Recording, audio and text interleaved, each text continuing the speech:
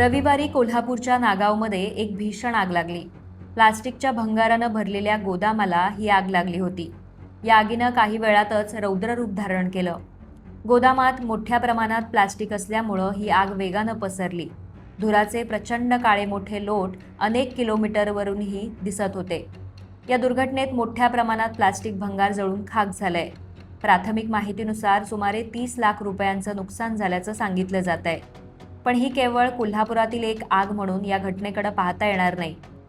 कारण अशा scrap godown किंवा स्क्रॅपयार्ड्समध्ये लागणाऱ्या आगींच्या घटना वेगवेगळ्या ठिकाणांहून वारंवार समोर येत आहेत. गोव्यामध्येही अशा प्रकारच्या घटना वारंवार घडताना दिसतात. त्यामुळं गोव्यामधील स्क्रॅपयार्ड्स खरंच किती सुरक्षित आहेत हा प्रश्न महत्त्वाचा ठरतोय. गोव्यामधून समोर आलेली आकडेवारी गंभीर आहे. गोवा फायर अँड इमर्जन्सी सर्व्हिसच्या नोंदीनुसार डिचोली, कुंडई, फातोर्डा, मडगाव, कुडचडे, काणकोण, वेरणा आणि कुंकळी अशा वेगवेगळ्या भागातील स्क्रॅपयार्ड्समध्ये गेल्या काही वर्षात 53 आगीच्या नोंदी झाल्या आहेत. धक्कादायक बाब म्हणजे यापैकी 22 आगी फक्त 2025च्या एका वर्षात नोंदवल्या गेल्या आहेत. आता याहून गंभीर माहिती आहे का? या आगीच्या तपासणीदरम्यान फायर डिपार्टमेंटला त्यांनी तपासलेल्या स्क्रॅपयार्ड्सपैकी एकाही स्क्रॅपयार्ड्सकडे वैध फायर सेफ्टी NOC आढळला नाही, असं टाइम्स ऑफ इंडियाच्या ताज्या रिपोर्टमध्ये म्हटलंय. आता फायर सेफ्टी NOC म्हणजे काय तर सोप्या भाषेत समजून घेऊया. एखाद्या ठिकाणी आग लागू नये आणि आग लागलीच तर ती नियंत्रणात आणण्यासाठी आवश्यक सुरक्षा व्यवस्था आहे का हे तपासून फायर डिपार्टमेंटकडून दिली जाणारी परवानगी. गोव्याच्या फायर डिपार्टमेंटच्या मार्गदर्शक सूचनानुसार लागू होणाऱ्या ठिकाणी फायर NOC घेणं आणि अग्निसुरक्षेची साधनं कार्यरत ठेवणं आवश्यक आहे. मग गोव्यामध्ये स्क्रॅपयार्ड्स किती आहेत? तर उपलब्ध सरकारी आकडेवारीनुसार 66मध्ये 108, बारदेशमध्ये 66, तिसवाडीमध्ये 57, डिचोलीमध्ये 49, फोंड्यामध्ये 48 आणि मुरगावमध्ये 39 स्क्रॅपयार्ड्स आहेत. पण प्रश्न फक्त स्क्रॅपयार्ड्सच्या संख्येचा नाही, ते कुठे चालतात आणि त्यांच्यावर नियंत्रण कोण ठेवतं हा खरा मुद्दा आहे. ताज्या रिपोर्टनुसार काही स्क्रॅपयार्ड्स रहिवासी भागाच्या जवळ, शेतांमध्ये, इंडस्ट्रियल इस्टेटच्या सीमेवर, खारफुटीच्या भागात आणि बंद पडलेल्या खाणींच्या परिसरात सुद्धा उभे राहिलेले आहेत. याचा धोका किती गंभीर असू शकतो याचं उदाहरण 2025मध्ये सांकवाळमध्ये पाहायला मिळालं. शॉर्ट सर्किटमुळं तिथं जवळपास 8 स्क्रॅपयार्ड्सना आग लागली होती. तपासणीसाठी पोल्युशन कंट्रोल बोर्डची टीम पोहोचली तेव्हाही काही ठिकाणी आग धुमसतच होती.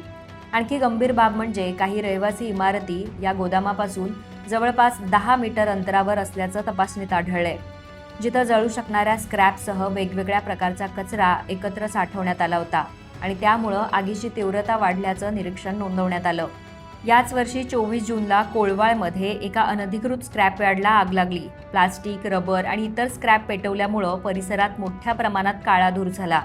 सुदैवानं या घटनेतही जीवितहानी झाली नाही. पण आता प्रश्न सगळ्यात मोठा हा आहे, इतक्या घटना घडत असतील तर कारवाई नेमकी काय होतीये? ताज्या रिपोर्टनुसार डिचोली आणि कुंडईमधील अनेक प्रकरणांमध्ये वैध फायर NOC नसतानाही पुढील कारवाई झाल्याचं दिसत नाही. कुडचडेमध्ये फायर डिपार्टमेंटनं केलेल्या तपासणीचे रिपोर्ट्स केपेच्या डेप्युटी कलेक्टरकडे पाठवण्यात आले, पण त्यानंतर पुढील कारवाई झाल्याची नोंद दिसत नाही. सरकारी रेकॉर्डनुसार अनेक स्क्रॅपयार्ड्सकडे स्थानिक ग्रामपंचायतीची परवानगीही नाही. फायर डिपार्टमेंटच्या एका अधिकाऱ्यानं तपासण्या झाल्याच्या नोंदी केल्या आहेत, मात्र त्यानंतरची अंमलबजावणी किंवा सुधारात्मक कारवाई फारशी दिसत नसल्याचं सांगितलं जात आहे. आणखी एक प्रश्न म्हणजे या स्क्रॅपयार्ड्सचं नियंत्रण नेमकं कोण करणार? तर गोव्यात कचरा गोळा करणाऱ्या आणि त्यावर पुन्हा प्रक्रिया करणाऱ्या संस्था किंवा एजन्सींना प्रदूषण नियंत्रण मंडळाकडे नोंदणी करावी लागते. मात्र स्क्रॅपयार्ड्स थेट आपल्या अधिकार क्षेत्रात येत नसल्याची भूमिका बोर्डनं घेतल्याचं रिपोर्टमध्ये म्हटलंय. त्यामुळे स्क्रॅपयार्ड्ससाठी स्पष्टपणे जबाबदार असलेली एक रेग्युलेटरी ऑथॉरिटी कोण हाही प्रश्न निर्माण झालाय. गोवा सरकारनं 2023मध्ये स्क्रॅपयार्ड्स आणि रिसायकलिंग युनिटसाठी स्वतंत्र पॉलिसी आणण्याचं आश्वासन दिलं होतं. उद्देश होता स्क्रॅपयार्ड्सची व्यवस्थित नोंदणी करणं, बेकायदेशीर स्क्रॅपयार्ड्सवर नियंत्रण आणणं आणि हा व्यवसाय सुरक्षित पद्धतीनं चालेल अशी व्यवस्था तयार करणं. पण 2026 आलं आणि ताज्या माहितीनुसार ही पॉलिसी अजूनही प्रत्यक्षात आली नाही.